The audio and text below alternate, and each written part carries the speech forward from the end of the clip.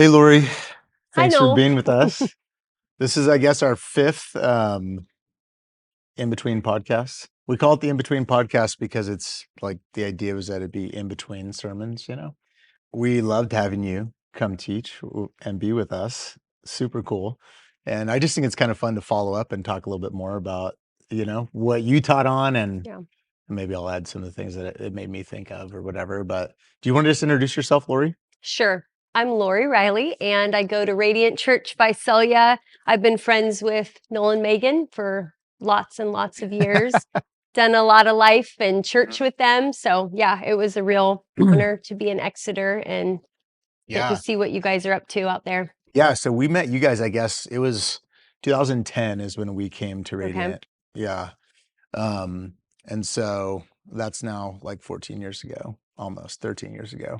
Um, but you guys, yeah, I mean, like, tell us even some of that, like, because you were part of the initial group that started Radiant. Yeah.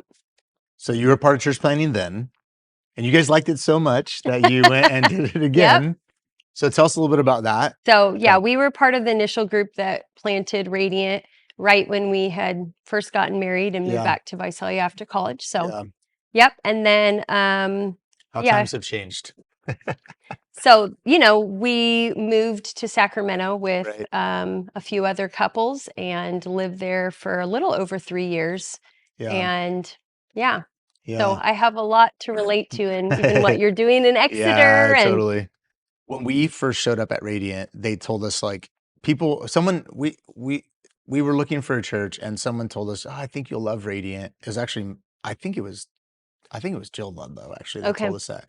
And she said that it was like probably 80 to 100 people, which I think is interesting because that's about the size that we are at wow, Exeter Valley right now. So wow, playing it back like that is kind of fun. I mean, one of the things I love about you and Eric is that, yeah, I guess just you guys are kind of just like down to go for it.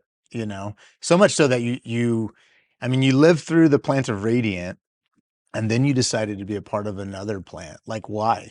Why would you do that to yourselves? Like, what would you say is the thing that's driven you to do that? I think, I mean, we've always just loved the local church. Yeah.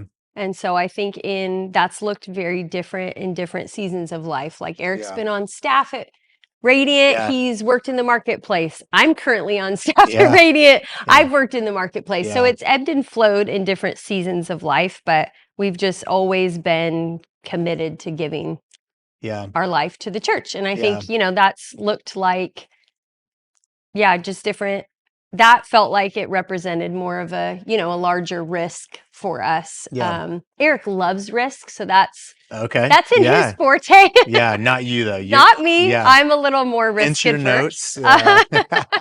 But yeah, I think it just felt like what God asked us to do in that season. Yeah. So for me, it looked like a step of obedience. I Yeah. wasn't in any way looking to leave, the Yeah. Radiant family, but it's also just Yeah. something part of our vision and something we've embodied Yeah. as a church culture to plant churches. And I think that's, we Yeah. believe that's the way the lost are found Yeah. and prodigals come home and all of that. So Yeah. it has a lot of pain in it, like not getting to be together in the same, Yeah. Like little when you, building together, like yeah. with you guys or Yeah. Jared and Rachel and Tulare. Yeah. But there's also so much fruit that comes from it that. Yeah. Let's jump into the passage. Would you mind reading it for us? Oh man. Okay, so Matthew 26. When Jesus had finished this discourse, he said to his disciples, "You know that the Passover is coming in 2 days, and the Son of Man is to be betrayed and handed over for crucifixion." Then the chief priests and the elders of the people gathered in the courtyard of the home of the high priest, whose name is Caiaphas, and plotted together to arrest Jesus by stealth and kill him. But they said it must not be during the festival, the Passover, otherwise there might be a riot among the people. Now, when Jesus was back in Bethany at the home of Simon the leper, a woman came to him with an alabaster vial of very expensive perfume, and she poured it on Jesus' head as he reclined at the table. But when the disciples saw it, they were indignant and angry, saying, "Why all this waste? For this perfume might have been sold at a high price and the money given to the poor." But Jesus, aware of this, said to them, Why are you bothering the woman? She has done a beautiful thing to me. For you will always have the poor with me, but you will not, or you will always have the poor with you, but you will not always have me. When she poured this perfume on my body, she did it to prepare me for burial.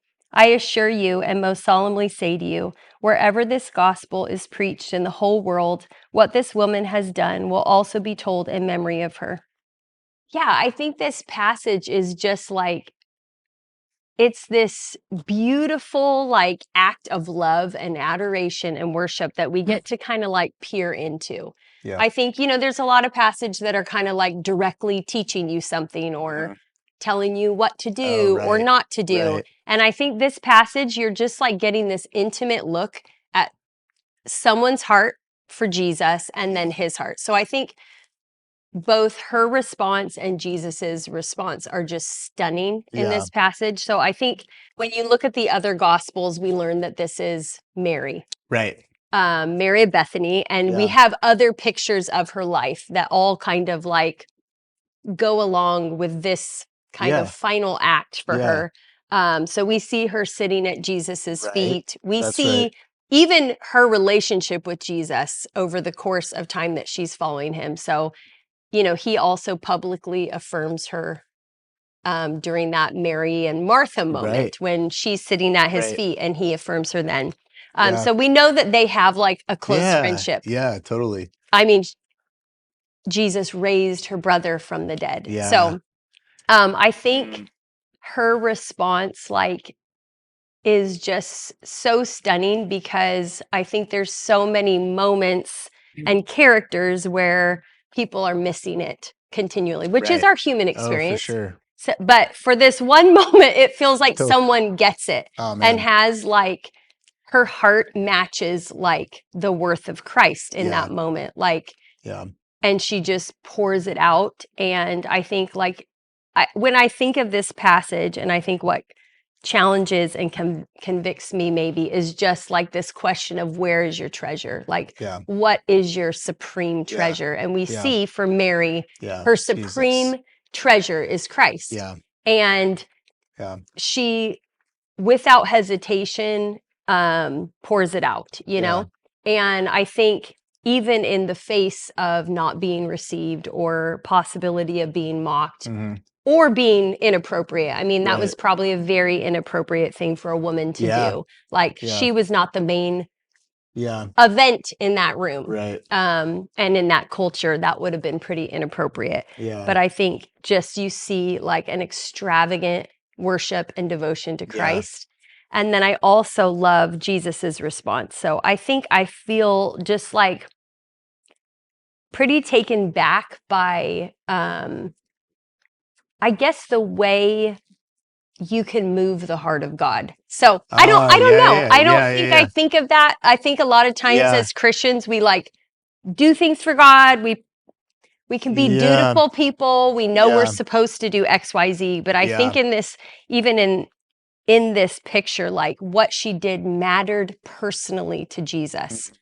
And I think his like personal validation to her is striking.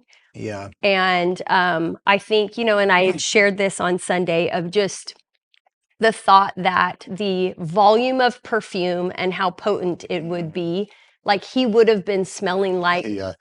her act of Yeah. love That was for wild. days and Yeah. possibly even as he went to the Yeah. cross. He said like you did this for my burial. And so I Yeah. think it was personal to him. Yeah. It meant something to him. I guess I feel struck by that. Oftentimes our plight is to move our hearts towards God. Yeah.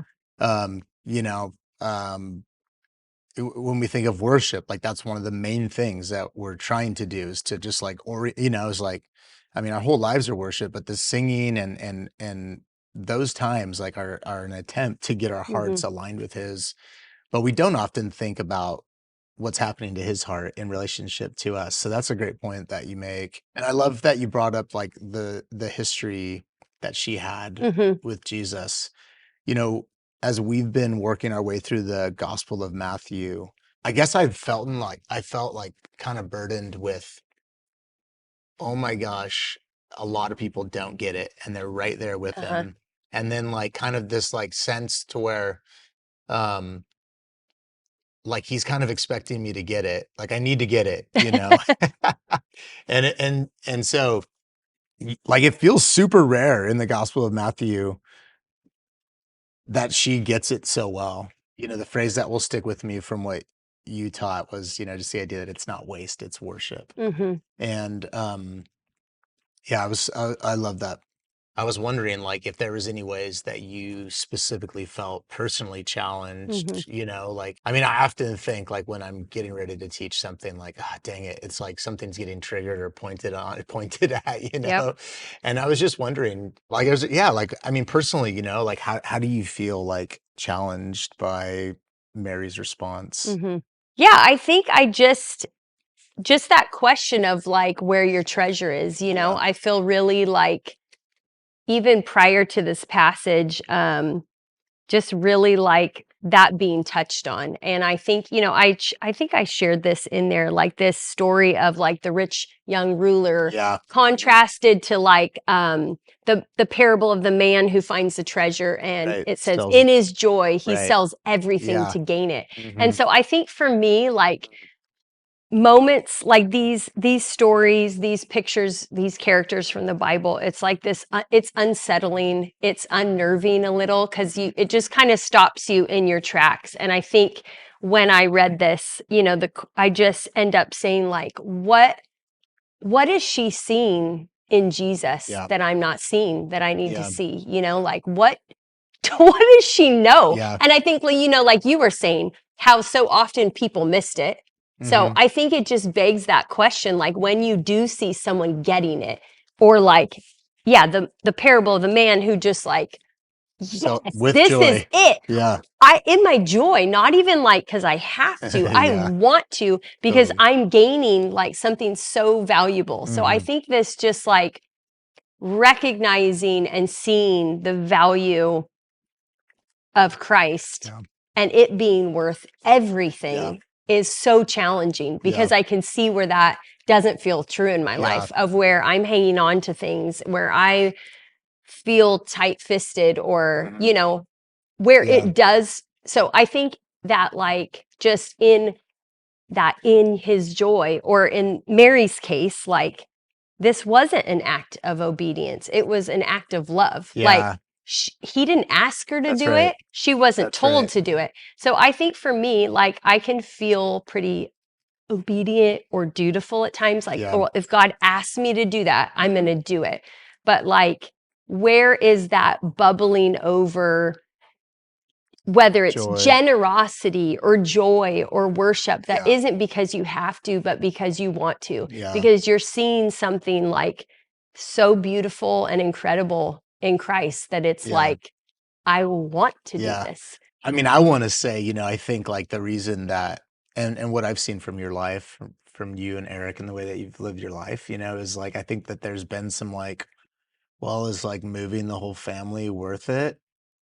Yeah, because he's worth it, you Hmm. know. And now is the dollars and cents going to add up? Is it going to, you know, I don't know. I find myself thinking like, how do I get to that spot to where I get it like she got it? Yeah.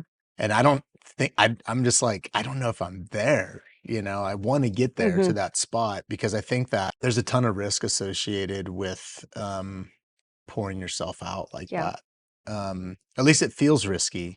But I guess in the final analysis, it's actually not risky, even though it can, humanly speaking, feel pretty risky. Hmm. I mean, I think you see some things apparently in that story, you know, in terms of like Mary's humility to like, you find her sitting at the feet of Jesus, Yeah. listening. And at least in this story, you find Judas kind of instructing Hmm. Jesus a little bit, Yeah. like, Yeah. hey, don't you think this would have been better? Right. And hey, don't you think you need to tell this woman to knock it off? Like, Yeah. so I think you see a different position of their hearts. And I mean, Yeah. ultimately, we don't get to know all the inner workings of Yeah. Judas. However, like the John version of this passage does give you some hints where it Yeah. says like, hey, just in case you think Judas is a good guy wanting to care for the poor, Yeah. this is actually motivated by, Right. it says, you know, he was a thief who would help himself to the money Yeah. bag. So I Yeah. think you see that hook of love of money. And, Yeah. it sounds simplistic, and I'm sure it was more complex. I did actually read this passage this morning, and it made me think of Judas and this story. So in Oh, yeah. First Timothy, Okay. but those who desire to be rich fall into temptation, Yeah. into a snare, into many senseless and harmful desires that plunge people into ruin and destruction. For the love of money is the root of all kinds of evils. It is through this craving that some have wandered away from the faith and pierced themselves with many pains. Man. And I mean, that was written after Judas, but Yeah. it just seems like, wow, that really could Totally. Describe exactly easily what he did. refer back Yeah. to his story. And again, I think that this passage isn't like about money, but it is about your heart and treasure. Yeah. And I think we are told repeatedly throughout scripture, like, you can't love both things. Yeah. Like, and Yeah. so I do think there is, maybe a secondary warning in this Yeah. passage Yeah. that it's like he did have a different Yeah. treasure than Mary's Yeah. treasure. That's something that is telling, is that one, that Judas like put himself kind of in the position almost like over Christ, like, Yeah. and but then also, yeah, like he's probably I mean, I'm imagining he's like, no, like, don't, if you're going to do something with all some, like, he's thinking to himself, no, don't do that with the money that I'm going to steal. Do Hmm. something else with it. I mean, I think sometimes wealth is like, it's kind of like gluttony, maybe, isn't it? Where it's like kind of the excusable, like Christian sin, or like greed, and we tend to like not take some things as seriously as we ought to. Yep. But like all growing up, like, it was easy to take Judas's actions of betrayal. Like, we take betrayal very seriously. We're like, how could Judas betray Jesus? Like, Hmm. it just doesn't make any sense, right? But I think what we don't do is consider how dangerous our greed and Hmm. our desire for wealth can be, to the extent, like what you're suggesting is that Judas essentially betrayed the Christ for, like, to line his pockets. Well, anyways, thanks so much, Lori. Yep. I appreciate your follow-up. Super fun to make this. I think like the kind of in between podcast is really like, um if nothing else, it's Hmm. getting me excited during the middle of the week, because I always think of things that either we don't have time to talk about, or I wish that somebody was like talking me through, Yeah. when I was preaching. So these things are super just fun for me, if nothing else. And Thanks, thanks for Noel. sitting down to talk about it. It's been fun. Thanks, Noel. Thanks for Yeah. having me. Yeah. Hope I get to You come out got to it. Exeter again. Yeah, for sure. We'd love that.